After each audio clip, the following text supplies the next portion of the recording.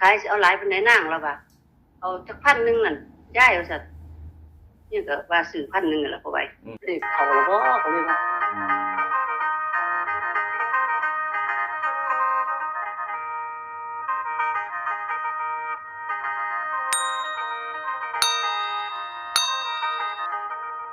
หวัดดีแม่เฮียงหวัดดีครับ สวัสดีค่ะพ่อไว้ เป็นจังไดคือยังว่าฝันดีก็รอกกระเดียแท้ฟ้าวแท้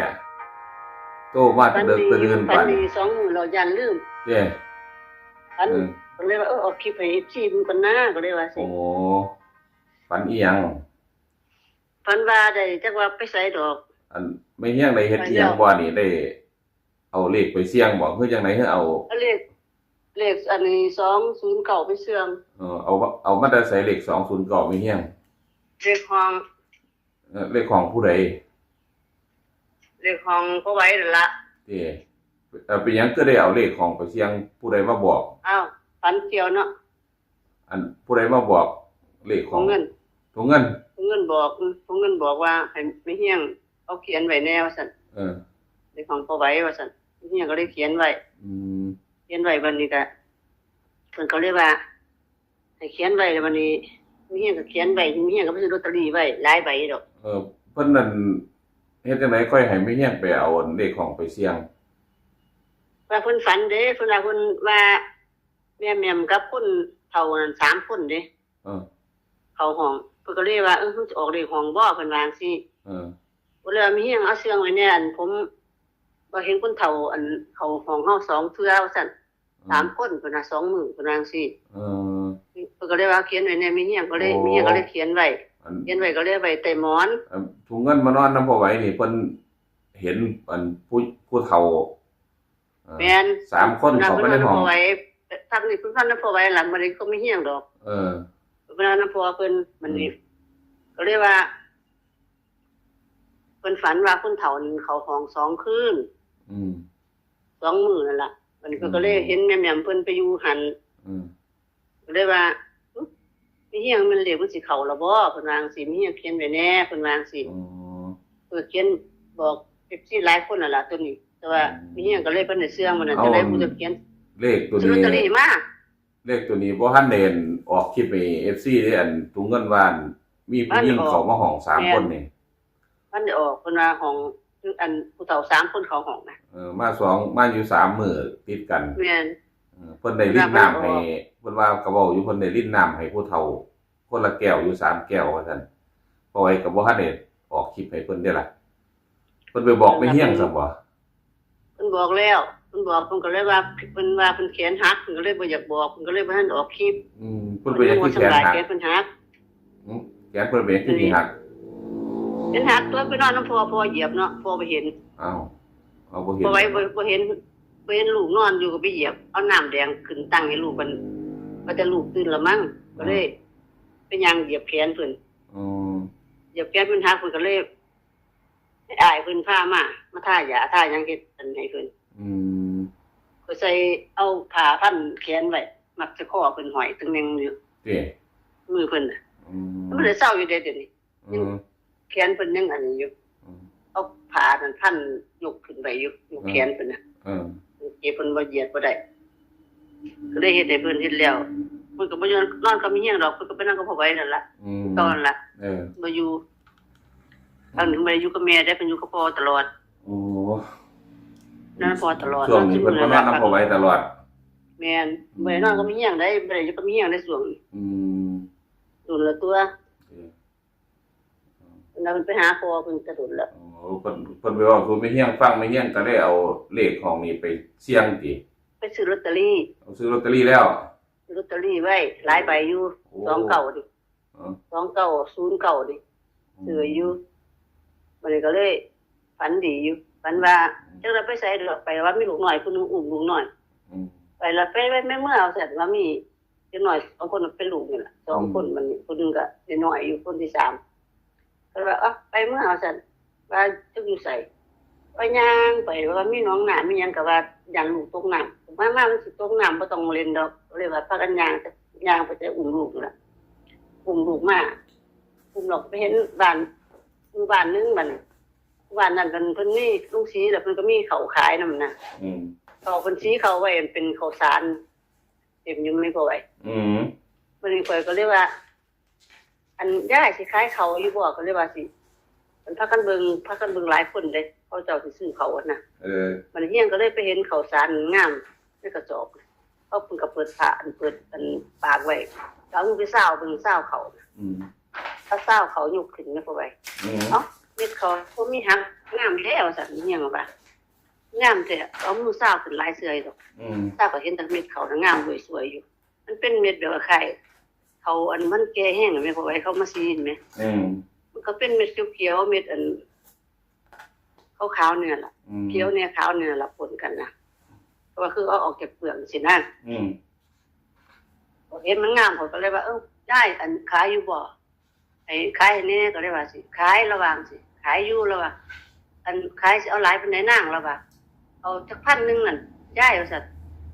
นี่ก็ว่าซื้อ1,000นั่นล่ะพอไว้ อืม ซื้อ1,000บัดนี้แล้วก็ว่าบ่สิมันจะได้ละลูกค้าลูกน้อยว่าซั่นอันข่อยสิเอาเมื่อเข็มเมื่อใดละย้ายแต่ว่าข่อยสิกลับมาเอาอีกอยู่ก็เลยว่าสิว่าซื้อเราเงินเรา1,000ไป อืม แต่มาอยู่ก็ได้อยู่เขาอ่อนว่างามตัวไหนเอามือส่วนเขาสาร อืม ว่าได้ส่วนไปเอาก็จังหวัด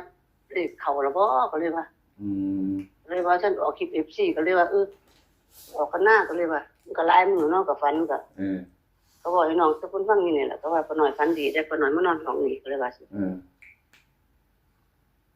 วันนี้ก็เลยว่าตรงนั้นน่ะเฮียงเอาอัน FC บอกพ่อละบ่แม่มันได้บอกได้ลูกก็เลยว่าสิบอก โอ้ถุงเงินก็ถามอยู่ ว่าออกคลิปใน FC หรือบอกว่าติ อันตรงนั้นมันถามมีเฮียงออกอันเลขตัวนี้ให้อัน FC เพิ่นฟังแล้วบ่แม่เพิ่นว่า อืม มีเฮียงมันได้ออกได้ลูกวันนี้มีบ่ว่างแม่บ่ว่างน้องก็บ่มีเพิ่นเอาให้น้องบ่ได้ไปโรงเรียนแม่ก็ค่ายากน้องอยู่ก็เลยว่าสิ อืม เพิ่นก็เลยว่า อันพ่อก็บ่ได้ว่างพ่อก็ไป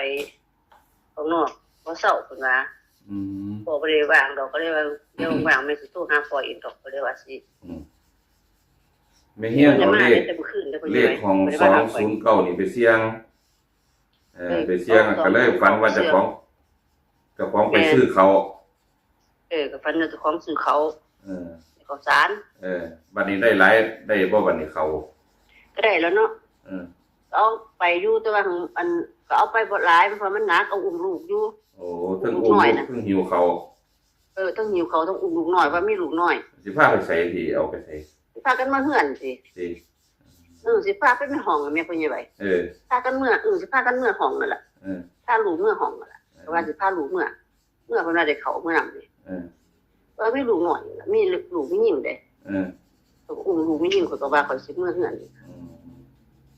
ไปเมื่อก็ว่าลูกคนนั้นมี3คนเด้พ่อใหญ่ไว้ เออลู ก็ ก ไปอุ้มผู้เดียวอัน2คนน่ะใหญ่แล้วจักก็เรียนเป็นเนาะ อืม เรียนก็หลายปีแล้วหน่อย2คนผู้ชาย อืม ผู้ชายแล้วก็มีหญิงคนนึง อืม ว่าเป็นลูกนี่ล่ะ อืม ไปเมื่อก็วางสิมันสิตกน้ำอันไปค่อยวางสิวันนี้ตายมันก็ย่างไปก่อนข่อยผู้อุ้มลูกมีหญิงนั่น